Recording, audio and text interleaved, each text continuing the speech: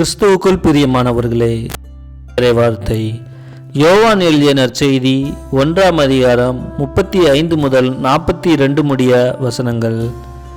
அக்காலத்தில் யோவான் தம் சீடர் இருவருடன் மீண்டும் பெத்தானியாவில் நின்று கொண்டிருந்தார். இயேசு அப்பக்கம் நடந்து சென்று கொண்டிருந்தார். யோவான் அவரை கூர்ந்து பார்த்து, இதோ கடவுளின் செம்மறி என்றார்.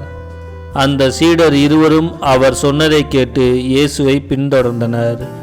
இயேசு திரும்பி பார்த்து அவர்கள் தம்மை பின்தொடர்வதைக் கண்டு, என்ன தேடுகிறீர்கள் என்று அவர்களிடம் கேட்டார்.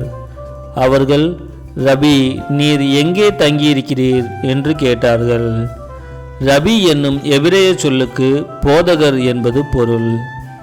அவர் அவர்களிடம், வந்து பாருங்கள் என்றார். அவர்களும் சென்று அவர் தங்கியிருந்த இடத்தை பார்த்தார்கள். அப்போது ஏறக்குறைய மாலை 4 மணி. அன்று அவர்கள் அவரோடு தங்கினார்கள்.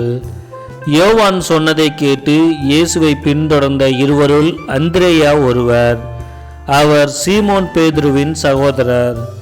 அவர் போய் முதலில் தம் சகோதரரான சீமோனை பார்த்து, மெசியாவை கண்டோம் என்றார். மெசியா என்றால் அருள்பொழிவு பெற்றவர் என்பது பொருள். பின்பு அவர் சீமோனை இயேசுவிடம் அழைத்து வந்தார்.